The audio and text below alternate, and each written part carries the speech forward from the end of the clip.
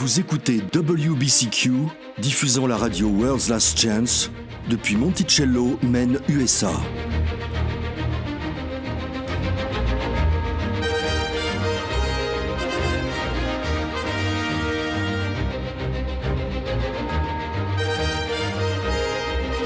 Crimes violents, troubles politiques, instabilité financière, tout indique une crise imminente, une crise sans précédent.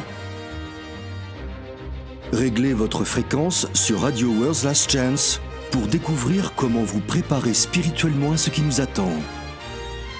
Radio WLC prépare un peuple pour le retour très proche du Sauveur.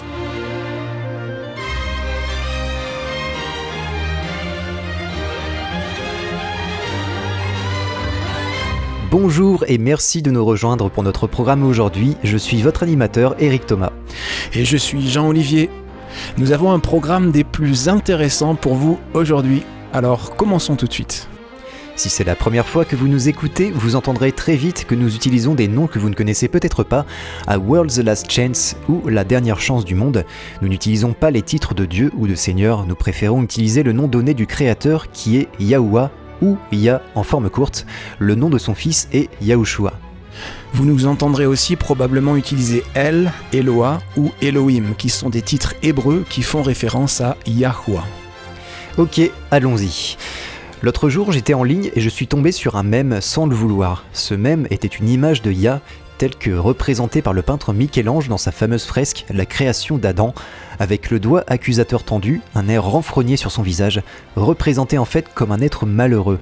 Superposé sur le mème, il était écrit « Dieu est-il un raciste, misogyne, homophobe et maniaque génocidaire ?» Eh bien, ça devait être plutôt troublant de voir ça. Ça l'était, clairement une forme de blasphème à mes yeux, mais ce n'est pas la première fois que j'entends de telles accusations portées contre Yah.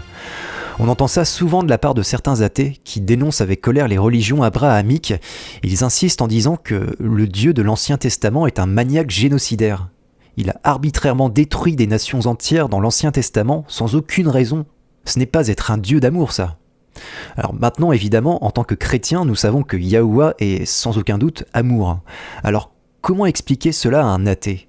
Comment concilier ces déclarations bibliques qui semblent en apparence contradictoires ? Je suis content que tu veuilles parler de ce sujet, Eric. Tout d'abord, regardons un des passages de la Bible où Yahuwah donne l'ordre de, soyons honnêtes, commettre un génocide. Allons dans Deutéronome 7. Chers amis auditeurs, je vous préviens que si vous n'avez jamais lu ce passage auparavant, vous pourriez le trouver choquant. Mais je veux assurer à tous ceux qui nous écoutent qu'il y a une raison très légitime pour qu'un Eloah d'amour ait donné un tel ordre. Cela n'aide personne, en fait, de passer sous silence ou de nier certains passages difficiles de la Bible. Absolument pas. Ça laisse juste les gens vulnérables et leur foi possiblement ébranlée par le premier venu non-croyant bien informé.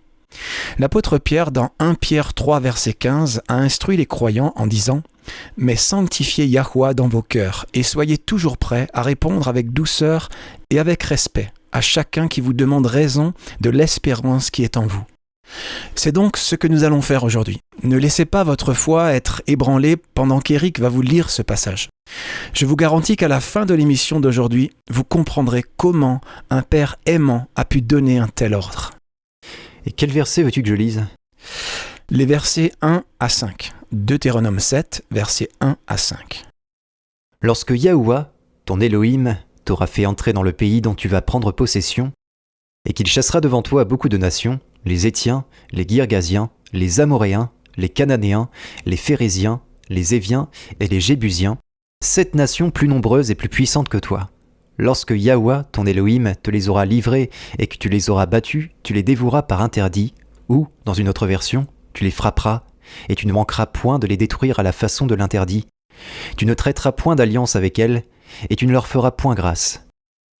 Tu ne contracteras point de mariage avec ces peuples, tu ne donneras point tes filles à leurs fils, et tu ne prendras point leurs filles pour tes fils. Car ils détourneraient de moi tes fils, qui serviraient d'autres dieux, et la colère de Yahuwah s'enflammerait contre vous. Ils te détruiraient promptement. Voici, au contraire, comment vous agirez à leur égard. Vous renverserez leurs autels, vous briserez leurs statues, vous abattrez leurs idoles, et vous brûlerez au feu leurs images taillées. Il y a 7 nations répertoriées ici. les Hétiens ou Hittites, les Girgasiens, les Amoréens, les Cananéens, les Phérésiens, les Éviens et les Jébusiens. Ce qui est intéressant, c'est que dans les 6 versets qui suivent ce passage, Yahweh fait une distinction claire entre ces 7 nations qui devaient être complètement anéanties et les autres nations qui devaient recevoir la miséricorde. Continuons et lisons Deutéronome 20, versets 10 à 15. Quand tu approcheras d'une ville pour lui faire la guerre, tu l'inviteras à la paix. Et s'il arrive qu'elle te fasse une réponse de paix et qu'elle s'ouvre à toi, alors tout le peuple qui sera trouvé dedans te sera tributaire et te servira. Et si elle ne fait pas la paix avec toi, mais qu'elle fasse la guerre contre toi, tu l'assiégeras, et quand Yahweh, ton Elohim, la livrera en ta main, tu frapperas tous les mâles par le tranchant de l'épée. Mais les femmes et les enfants, et le bétail, et tout ce qui sera dans la ville, tout son butin, tu le pilleras pour toi, et tu mangeras le butin de tes ennemis, que Yahweh, ton Elohim, t'aura donné. C'est ainsi que tu feras à toutes les villes qui sont très éloignées de toi, qui ne sont point des villes de ces nations-ci. Juste après, dans Deutéronome 20, versets 16 à 18, Yahweh revient en arrière et répète son ordre d'anéantir complètement les 7 nations précédemment énumérées, en déclarant explicitement qu'ils ne doivent laisser en vie rien qui respire, en expliquant, je cite, « afin qu'ils ne vous apprennent pas à imiter toutes les abominations qu'ils font pour leur Dieu, et que vous ne péchiez point contre Yahweh, votre Elohim. » Et voilà le point essentiel, chers auditeurs. Yahweh savait que ces 7 nations étaient inimaginablement corrompues. Si elles étaient laissées en vie, elles égareraient rapidement les Israélites par leurs abominations. Et en fin de compte, ce niveau de corruption extrême se répandrait sur toute la terre. Yahweh a promis à Noé qu'il n'enverrait plus jamais un autre déluge. Par conséquent, il devait empêcher la propagation du mal à un niveau qui placerait la terre dans la même situation, si extrêmement corrompue qu'elle devait être entièrement purifiée par le déluge. Ok, attends un peu. Alors, revenons en arrière un instant. Je ne vois pas le lien entre les nations qu'Israël a reçu l'ordre d'anéantir et le monde antédiluvien d'avant le déluge. Il y a clairement une ligne de démarcation nette entre certaines nations qu'il devait complètement anéantir et d'autres qu'il devait laisser en vie s'ils se rendaient pacifiquement. Oui, les Cananéens avaient une idolâtrie plutôt contagieuse, c'est le moins qu'on puisse dire, que Yah ne voulait pas voir se répandre, mais il doit y avoir plus que cela, non ? Tu as raison, il y a une autre chose. Et, encore une fois, cela nous renvoie au monde antédiluvien. Allons dans Genèse 6 et commençons à lire à partir du verset 1. Genèse 4, 5, ok, c'est parti. Genèse 6. Lorsque les hommes eurent commencé à se multiplier sur la face de la terre, et que des filles leur furent nées, les fils d'Élohim virent que les filles des hommes étaient belles, et ils les en prirent pour femmes parmi toutes celles qu'ils choisirent.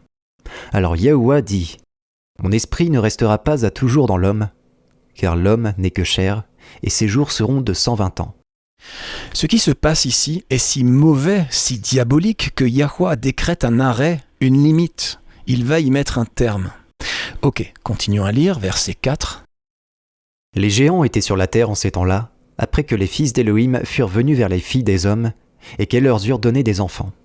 Ce sont ces héros qui furent fameux dans l'Antiquité.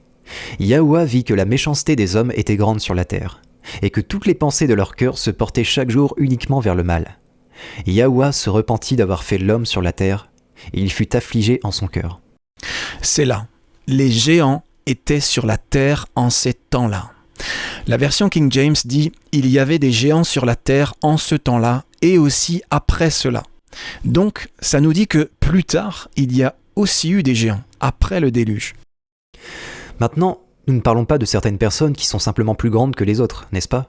Je veux dire, lorsque les Romains ont envahi l'Europe du Nord et les îles britanniques, ils pensaient que les Allemands et les Celtes étaient des géants, à leurs yeux du moins. Qu'est-ce qui se passe ici, dans Genèse 6 ? Ce qui se passe ici, du temps de la Genèse, c'est de la manipulation génétique. Un mélange contraire à la loi divine qui a produit non seulement des géants maléfiques, mais aussi des chimères et des amalgames vraiment hideux qui ont corrompu l'image divine. Souvenez-vous, Genèse 1, 27 déclare qu'Élohim a créé l'humanité à sa propre image.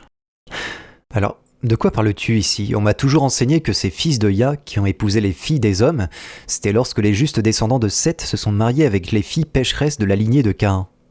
Non, ce n'est pas ce qui se passe ici.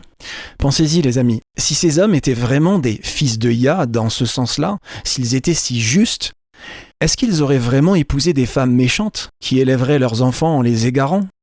Eh bien non, c'est vrai. Alors de quoi est-ce que ça parle ? Je vais vous le dire. Et je vais demander à nos chers auditeurs de bien vouloir écouter patiemment le temps de développer ce sujet des plus importants. Vous pourriez trouver la réponse consternante, et elle l'est. Le mal est consternant, épouvantable, il n'a pas de limite, sauf l'intervention de Yah. Mais si vous me donnez une chance de m'expliquer, vous verrez que cette réponse est étayée par les Écritures. Allons-y.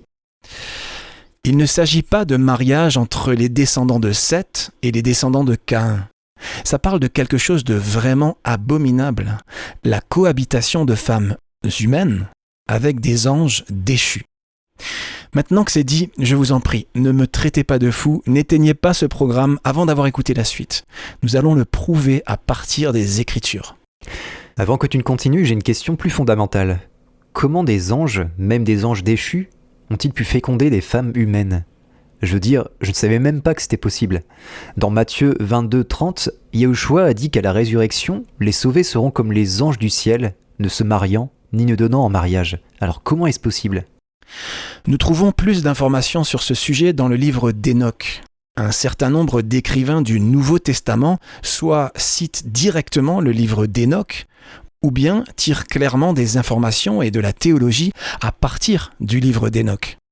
Beaucoup de gens rejettent le livre d'Enoch justement parce qu'il parle de la cohabitation d'anges déchus avec des femmes humaines. C'est un crime si incroyablement odieux contre Yah que notre esprit s'embrouille et on peut être tenté de dire « c'est impossible ». Et certains rejettent ainsi tout le livre plutôt que d'accepter qu'il contient des vérités et que, oui, c'est exactement ce que Satan ferait pour déshonorer Yah, pour souiller, détruire son image.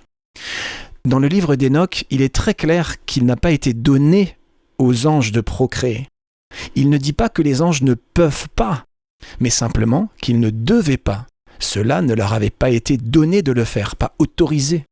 Oh, c'est vrai, ils ne peuvent pas exprimer une capacité qui leur manquerait.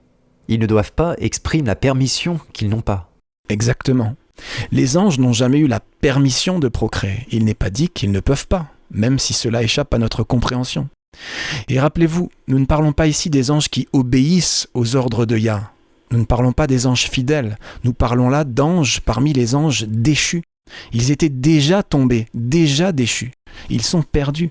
Ils n'ont aucun souci de faire tout et n'importe quoi qui pourrait blesser et déshonorer le Créateur. C'est vrai.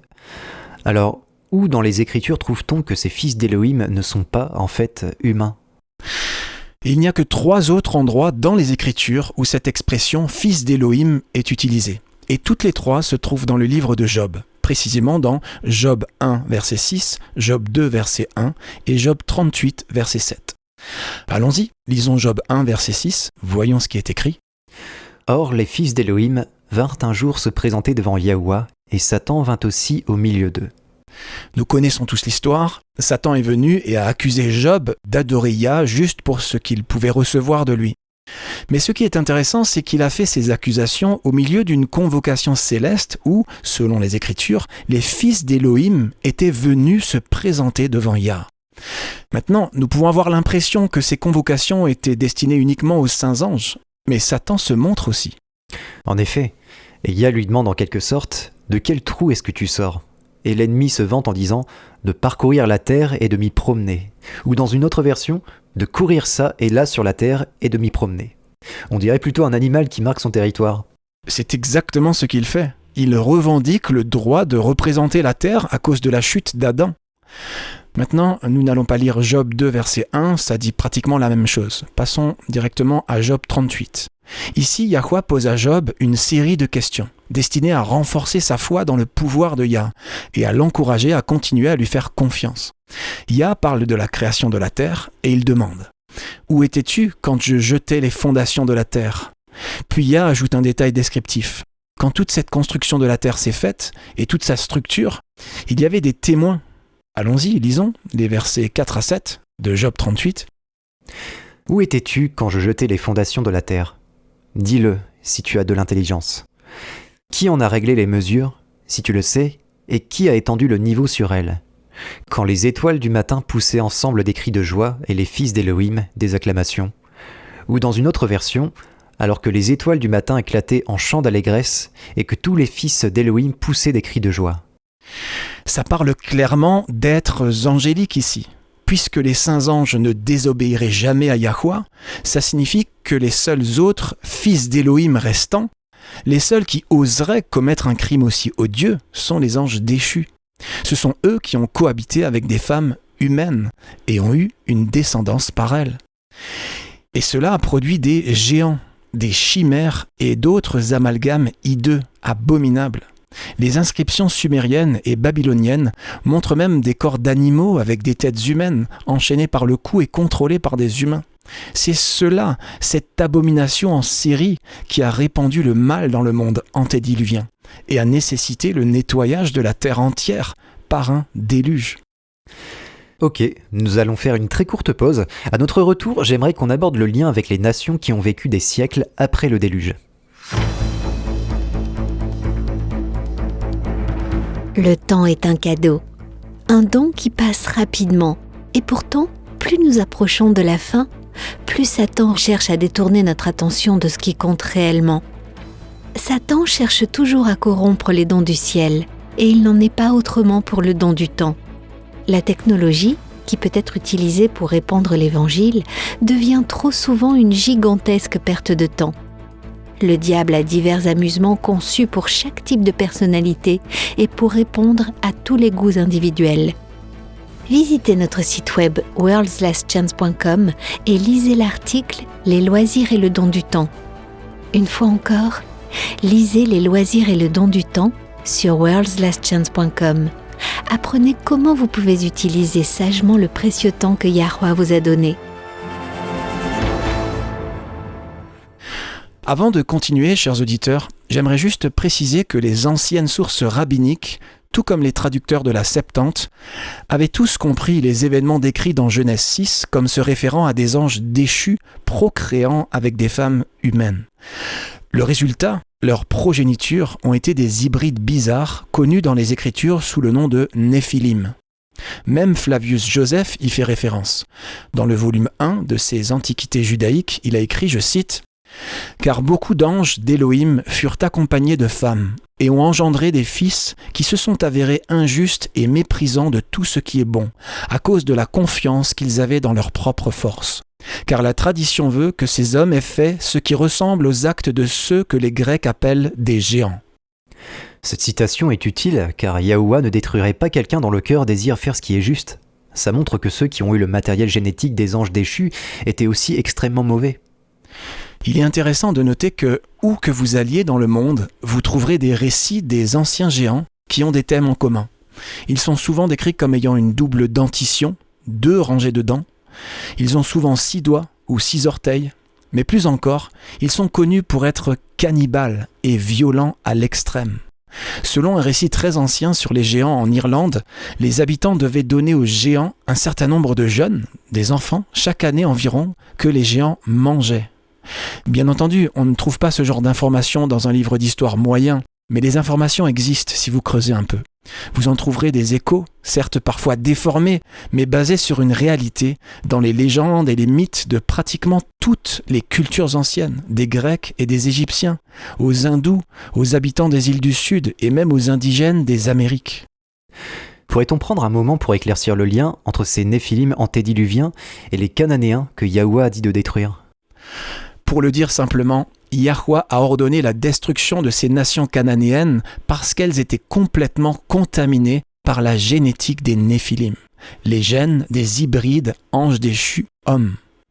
Tu te souviens du verset 4 de Genèse 6 ? Il est écrit que les Néphilim, ou les géants, étaient sur la terre en ces temps-là et aussi après cela. Moïse savait donc que leur ADN avait survécu au déluge. C'est une insulte si flagrante au Créateur en fait. Les humains ont été créés à l'image de Yah, donc avoir ces étranges amalgames était en fait très blasphématoire. Si Yahweh n'avait pas mis un terme à cette contamination du pool génétique, c'est-à-dire de l'ensemble de la génétique humaine, elle se serait répandue dans le monde entier. Et il aurait été impossible pour le Messie de naître, pur et sans tache.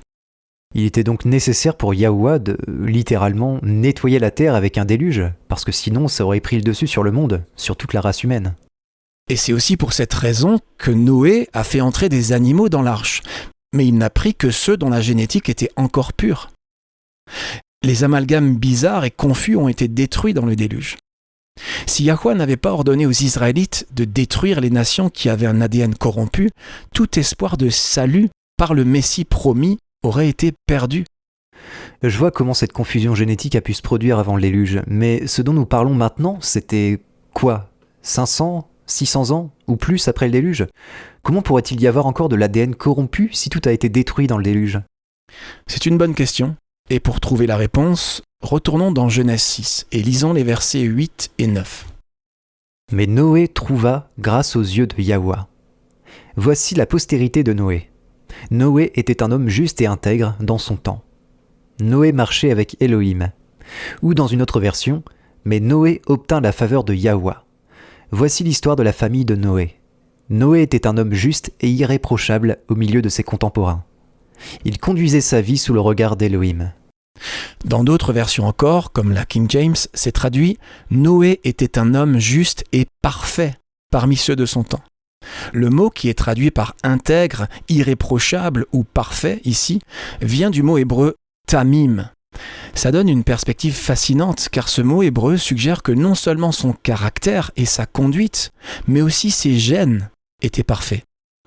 L'agneau de la Pâque, la génisse rouge et toutes les offrandes pour le péché dans le système sacrificiel devaient être tamim, c'est-à-dire sans défaut physique.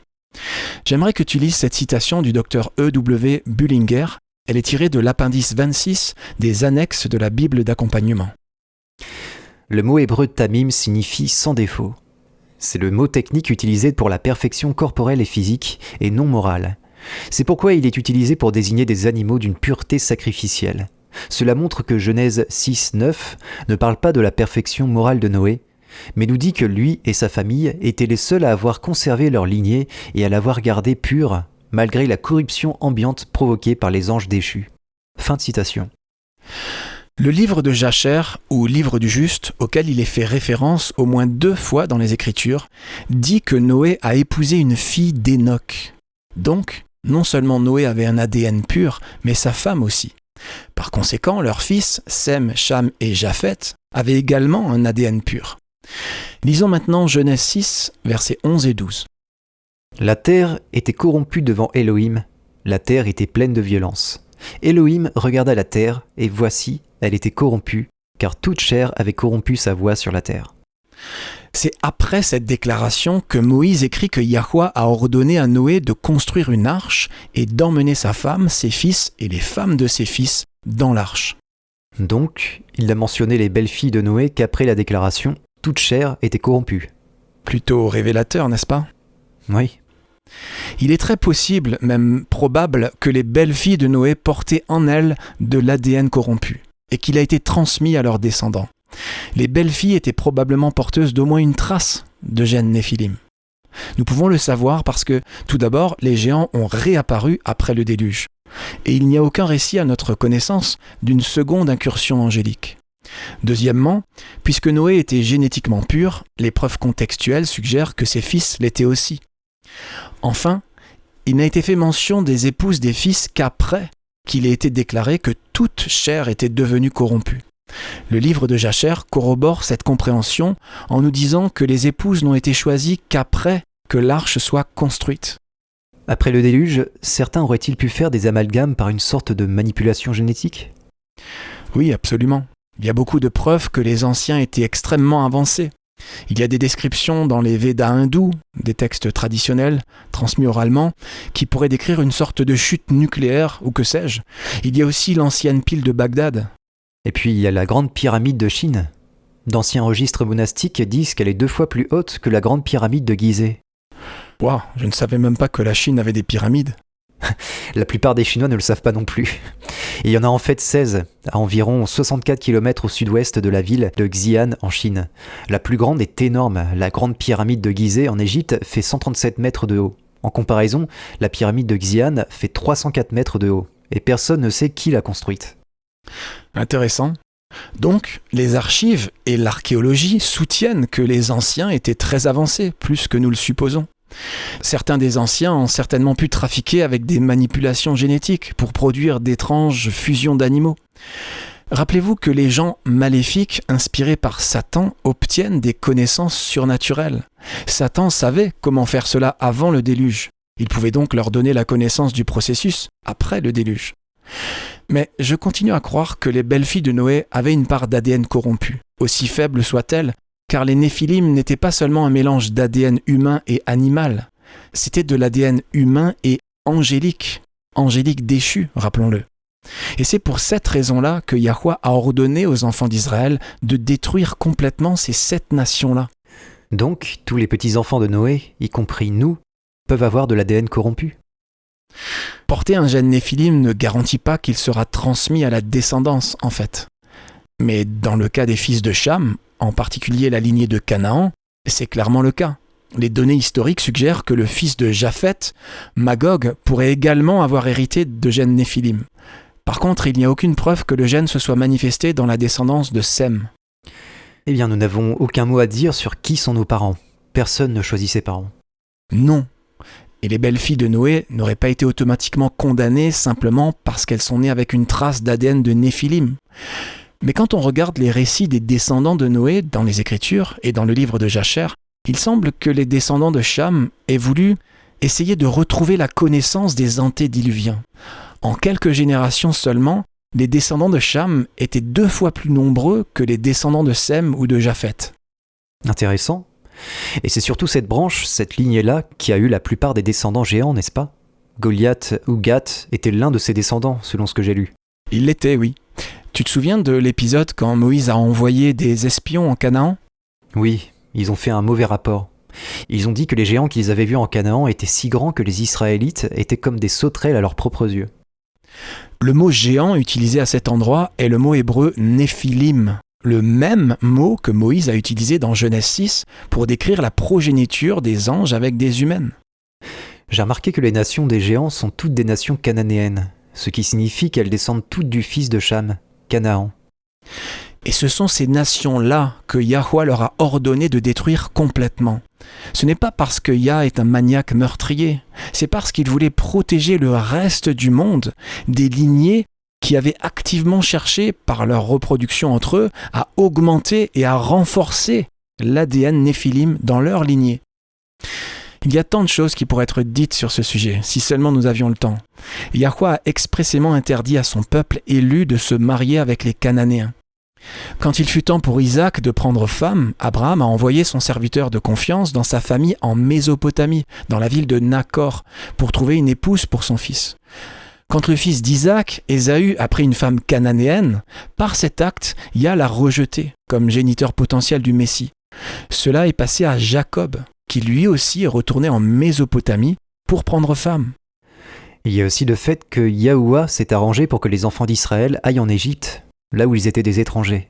Les préjugés des Égyptiens contre les bergers ont en fait permis de maintenir la pureté de la lignée abrahamique, car les Égyptiens ne voulaient pas contracter de mariage avec des familles de bergers. C'est vrai. J'aimerais revenir maintenant dans notre temps, à la dernière génération. Dans Matthieu 24, verset 37, Yahushua nous a mis en garde. « Ce qui arriva du temps de Noé arrivera d'eux-mêmes à l'avènement du Fils de l'homme. » Tout d'un coup, cette prophétie prend une signification beaucoup plus grande. Au temps de Noé, toute chair était devenue corrompue par l'abominable pratique, divinement interdite, pour une bonne raison, du mélange de différentes espèces. Les Néphilim et les chimères étaient le résultat de ces unions impures et abominables. L'un des signes qui montre à quel point nous sommes proches de la fin, les amis, est qu'aujourd'hui, la science a progressé au point de voir l'histoire se répéter.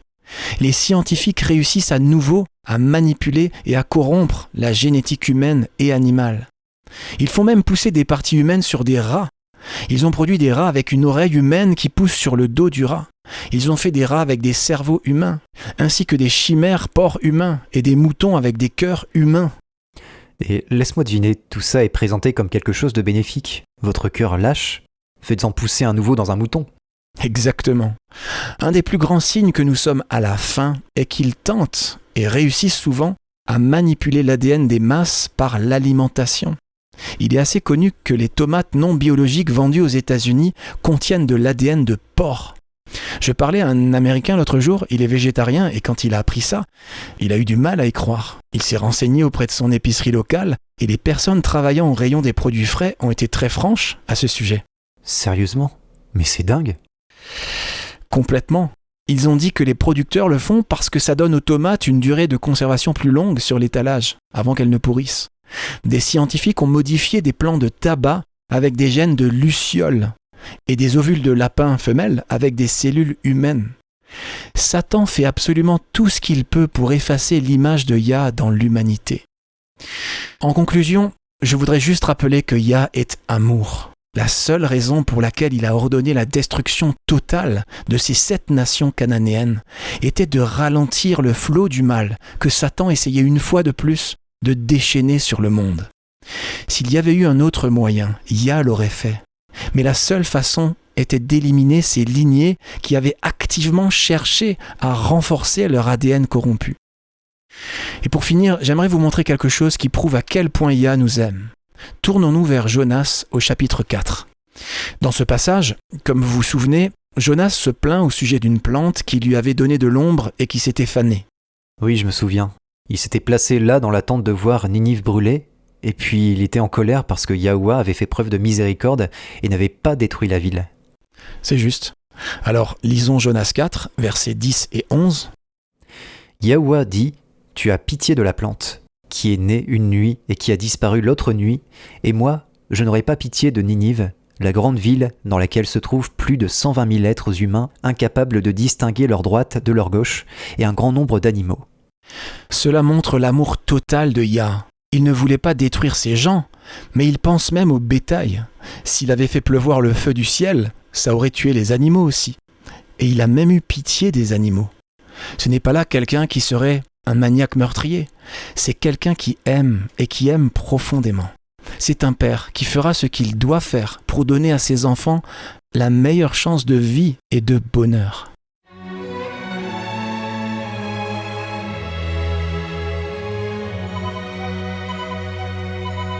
Vous écoutez la radio World's Last Chance sur WBCQ à 9330 kHz sur la bande des 31 mètres. Radio World's Last Chance prépare un peuple pour le retour très proche du Sauveur. La prière a été décrite comme étant la respiration de l'âme. La prière est l'un des plus grands dons du Créateur à ses enfants. Par la prière, vous pouvez entrer dans la salle même du trône céleste. La prière est le secret du pouvoir spirituel. Si vous souhaitez en savoir plus sur le privilège de la prière, visitez notre site web worldslastchance.com. Cliquez sur l'article intitulé « La prière, la respiration de l'âme » et apprenez comment utiliser ce cadeau précieux plus complètement. Encore une fois, c'est la prière, la respiration de l'âme sur worldslastchance.com. Visitez notre site dès aujourd'hui.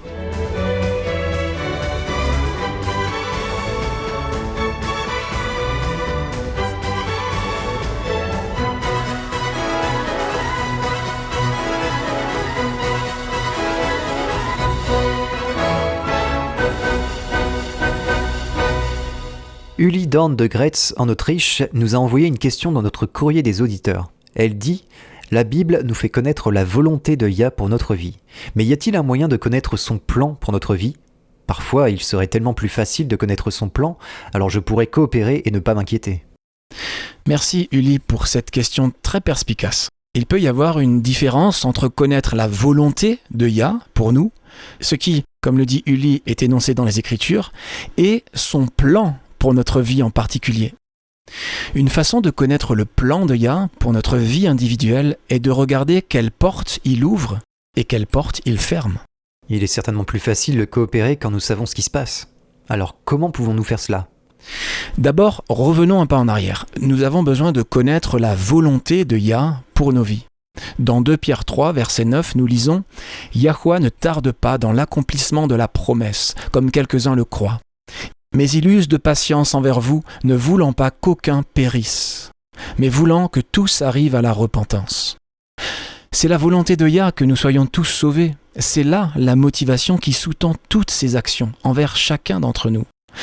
Maintenant, pour comprendre le plan de Yah, nous devons à la fois avoir une connaissance du salut et avoir fait le choix de l'accepter. Yahweh donne son esprit à tous ceux qui ont accepté le salut. Et avec cela vient le discernement spirituel pour participer volontairement et consciemment au plan de Yah pour nous. C'est un point dont je pense nous ne sommes souvent pas conscients. Yah a des plans individuels pour chacun d'entre nous, et évidemment, son plan pour quelqu'un à Hong Kong est probablement différent de celui qu'il a pour quelqu'un à Madagascar ou en Islande par exemple. Et puisqu'il a des plans, des projets individuels pour chacun de nous, ça ne signifie pas que votre projet de vie est mauvais, simplement parce qu'il est différent du mien. Nous devons laisser à Yah l'espace et la liberté de travailler individuellement dans chaque vie. Dans 1 Corinthiens 1, verset 30, nous lisons, je cite, « Or, c'est par lui que vous êtes en Christ, Yahushua, lequel, de par Yah, a été fait pour nous sagesse, justice et sanctification et rédemption. » Ce sont les dons du salut, la sagesse, la justice ou droiture, la sanctification et la rédemption. Avec ces dons, nous devons être conformés à l'image divine. Donc, la volonté de Yah est que nous soyons sauvés et transformés. Je suppose que son plan est la façon dont il travaille dans nos vies pour accomplir cela. C'est exact. Vous voyez, l'équilibre que nous devons garder à l'esprit, c'est que Yahweh nous garantit la liberté de notre volonté. En même temps, sa préscience lui permet de savoir comment nous utiliserons cette liberté de notre volonté. Grâce à cette préscience, il met les événements en mouvement pour élaborer son plan. Pharaon, lors de l'Exode, en est un exemple. Yahweh savait comment Pharaon allait réagir. Il n'a pas fait réagir Pharaon de cette façon. C'était toujours le choix de l'homme. Mais puisque Yah savait qu'il résisterait aux appels de Moïse à laisser partir les enfants d'Israël, Yah a utilisé Pharaon dans le cadre de son plan pour délivrer Israël et révéler à l'Égypte et à toutes les nations environnantes qui en ont entendu parler la puissance de l'Éloah d'Israël. Eh bien, Yahweh connaît évidemment les choix que nous allons faire aussi. C'est donc ce qui lui permet d'ouvrir ou de fermer des portes dans nos vies pour que son plan puisse être accompli, n'est-ce pas ? Oui. La question alors est la suivante. Avons-nous le discernement spirituel pour reconnaître l'ouverture et la fermeture des portes ? Et sommes-nous prêts à suivre humblement, avec obéissance et confiance, ses conseils, sa direction ? En ce qui me concerne, c'est beaucoup plus émotionnellement satisfaisant de voir les portes s'ouvrir que de les voir se fermer en nous claquant au nez. Je pense que c'est pareil pour tout le monde.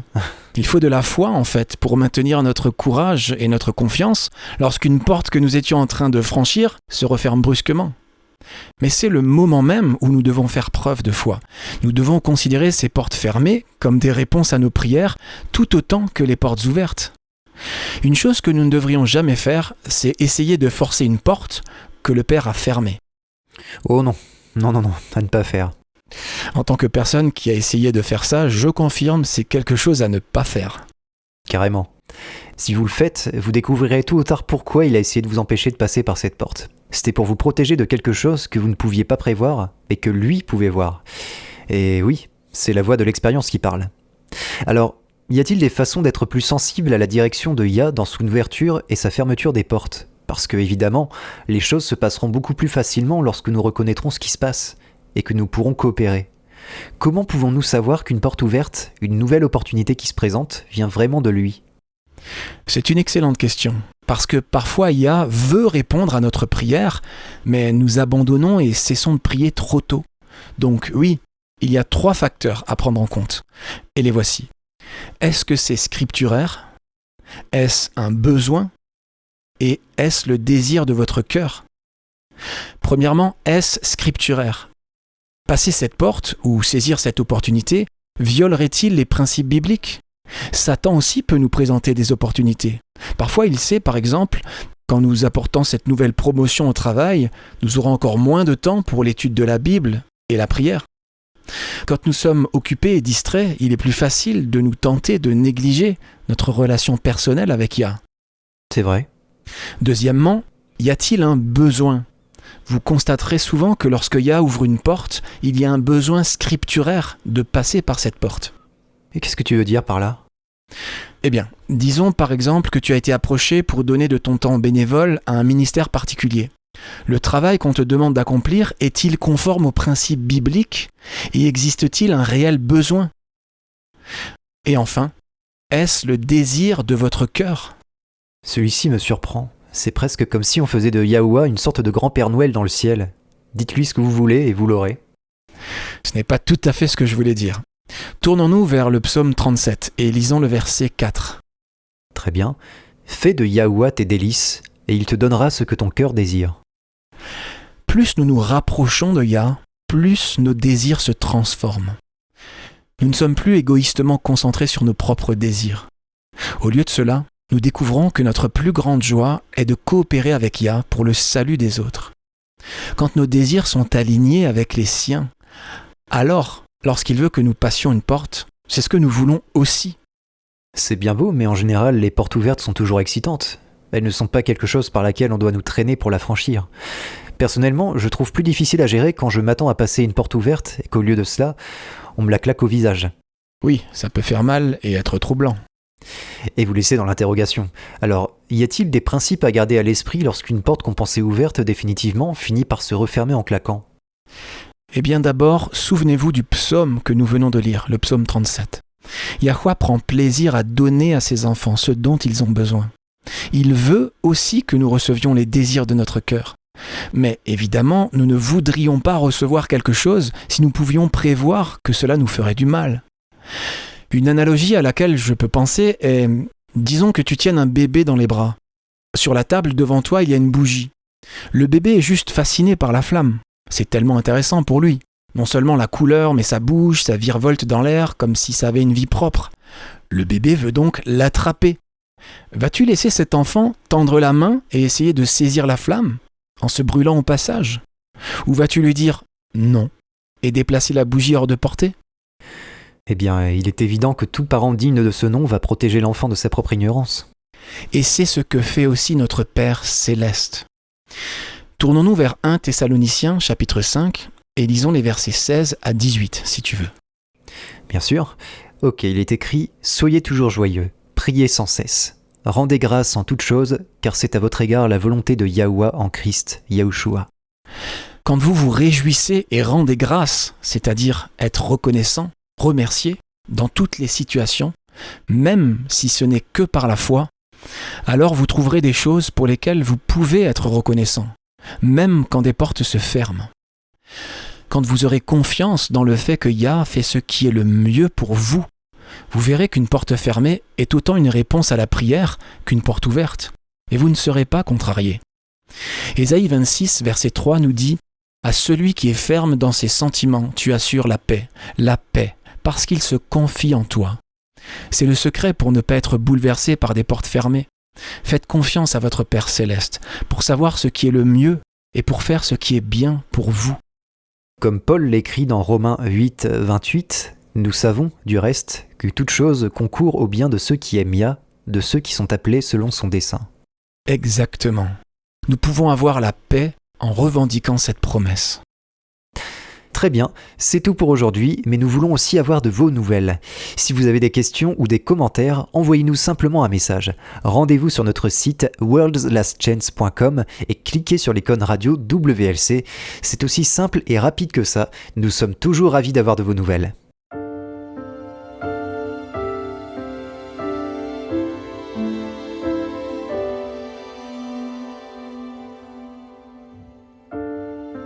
Vous écoutez Élise Blanc pour votre promesse quotidienne de la parole de Yah.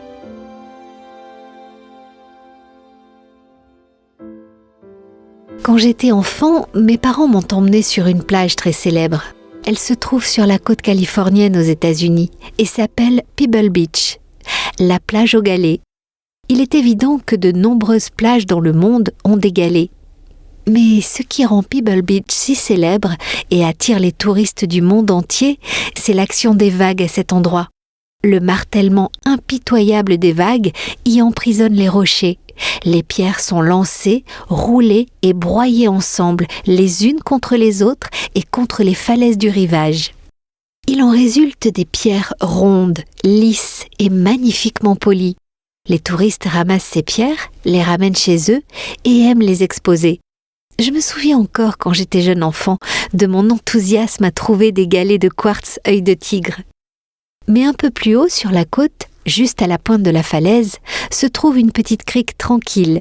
À cet endroit, protégé des tempêtes par des falaises environnantes, se trouve une plage remplie de pierres non ramassées par les touristes. En fait, presque personne n'y va jamais, tout le monde préférant la plus célèbre et la plus tumultueuse People Beach. La différence est que les pierres qui se trouvent un peu plus haut sur la côte ne sont rien d'autre que des pierres de plage ordinaires. Les eaux calmes de l'anse protégée n'ont pas le même effet que les marées plus fortes de Pebble Beach. Par conséquent, les pierres y conservent leur angle aigu et leur aspect extérieur terne et rugueux. Ce n'est qu'à Pebble Beach que les pierres sont travaillées par les tempêtes et les marées, jusqu'à ce qu'elles deviennent lisses et polies. Quand les tempêtes de la vie vous malmènent, vous laissant dans un sentiment de douleur et de fatigue, rappelez-vous que chaque tempête a un but. Yahweh ne vous mènera jamais dans une voie que vous ne choisirez pas vous-même si vous pouviez aussi en voir l'avenir. Malachie 3 nous dit que Yahweh est pareil à un feu purificateur, à la lessive des blanchisseurs. Il s'assiera pour fondre et purifier l'argent. Il purifiera les descendants de Lévi. Il les rendra purs comme on rend pur l'or et l'argent. Et c'est suivant la justice qu'ils présenteront des offrandes à Yahweh. Ça, c'est une promesse. Il ne vous laissera pas dans la laideur et la déformation du péché. Avec amour et une compassion infinie, Yahweh vous purifiera de toute scorie. Il polira la surface rugueuse et lissera les angles durs et impitoyables. Et quand il aura terminé, il sera heureux, car en toi, il verra son propre reflet. Ne te décourage pas quand tu ne parviens pas à refléter parfaitement l'image de Yah. Ce n'est pas à toi de te purifier des scories. Ton rôle est de te soumettre au processus et de continuer à t'y soumettre. Aie confiance que celui qui a commencé une bonne œuvre en toi la terminera. En parlant du produit fini, 1 Pierre 2,5 déclare « Vous aussi, comme des pierres vivantes, vous êtes édifiés pour être une maison spirituelle, une sacrificature sainte, afin d'offrir des sacrifices spirituels agréables à Yah, par Christ Yahushua. » Nous avons reçu de grandes et précieuses promesses. Réclamez-les dès maintenant.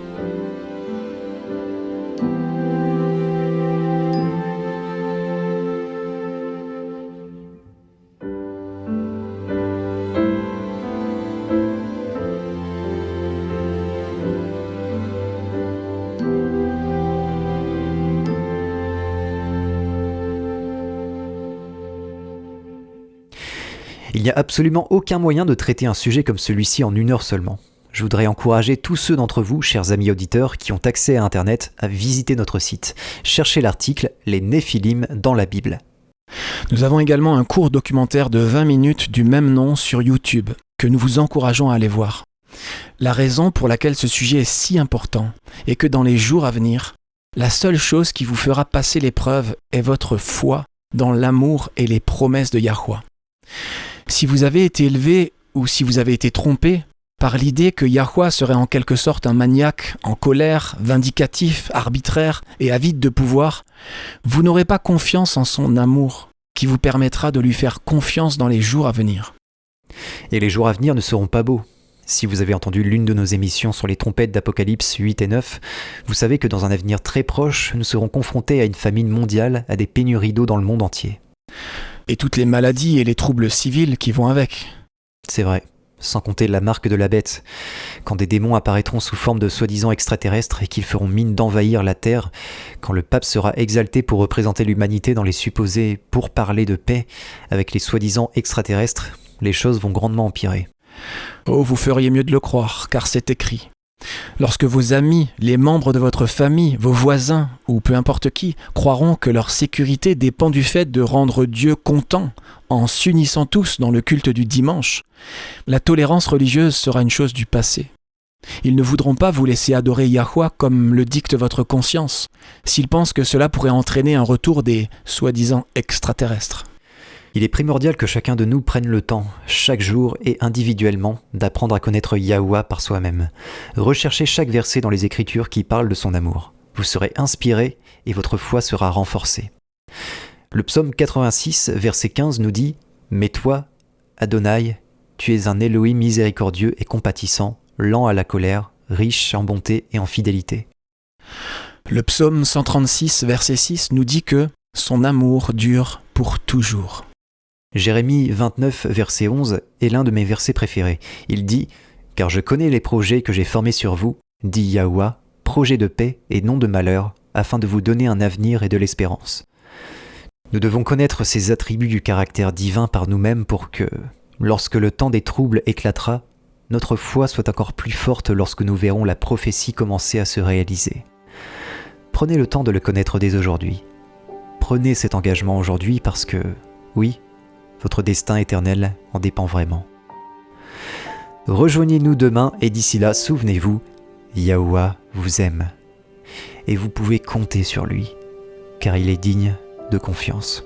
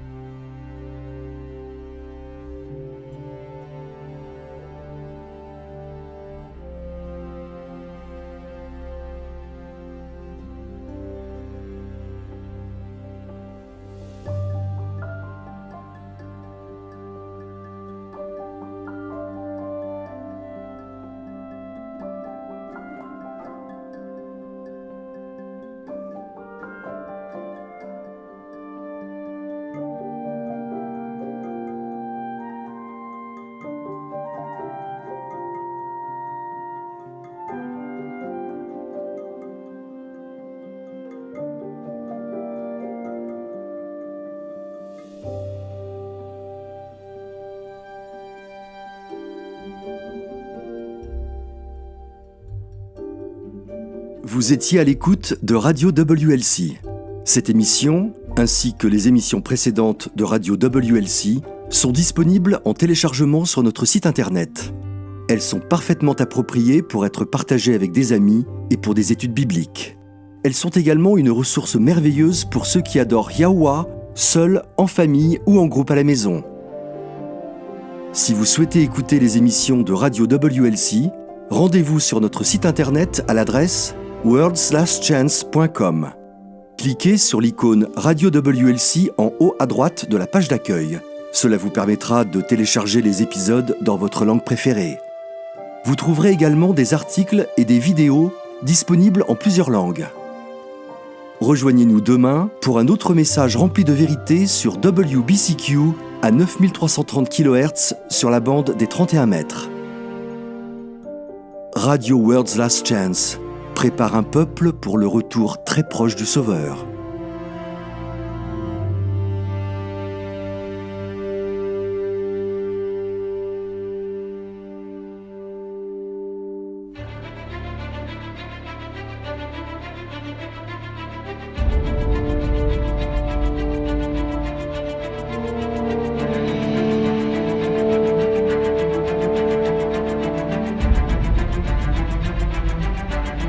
Merci d'avoir été à l'écoute de ce programme sur Radio WLC. Nous vivons une époque très solennelle. Le monde est au bord d'un grand désastre. Des événements catastrophiques vont bientôt se produire qui mettront fin à notre ère et inaugureront la nouvelle. Dans sa grande miséricorde, Yahuwah a révélé par la prophétie ce que l'avenir nous réserve. Apocalypse 8 prédit une série d'événements d'une gravité croissante qui dévasteront la terre. Les réserves de nourriture mondiale seront décimées. La famine et la mortalité qui l'accompagnent en résulteront. Les réserves d'eau potable de la terre seront également touchées. Apocalypse 9 nous révèle que des démons se feront passer pour des extraterrestres. La terreur et la dévastation causées par cette soi-disant invasion extraterrestre feront que les gens chercheront désespérément à se mettre en sécurité à tout prix. La liberté de vivre et de pratiquer le culte selon ce que nous dicte notre conscience ne sera qu'un souvenir du passé. De nombreuses vies seront perdues au cours de cette série d'événements, et lorsque la marque de la bête sera imposée, il y aura des martyrs. Chaque événement sera une préparation pour la crise suivante, dans un long et dernier appel à la repentance de la miséricorde divine, car Yahuwah ne veut pas qu'un seul périsse, mais au contraire que tous arrivent à la repentance. Peu de temps après les événements décrits dans Apocalypse 8 et 9, les 7 derniers fléaux s'abattront sur la terre. Ces fléaux et les trompettes précédentes feront des ravages et sèmeront le chaos sur la terre. Ils causeront une destruction et une misère sans précédent. Ésaïe 24 nous avertit ainsi. Oui, Yahuwah va dévaster la terre, il va la ravager, en bouleverser la surface, il en dispersera les habitants. La terre se déchire et se fissure, elle vacille, elle oscille et titube, pareille à un ivrogne, et elle est ébranlée comme une cabane, car le poids de son crime pèse sur elle. Elle tombe et ne se relève plus. Pour les croyants, cependant, il y a de l'espoir.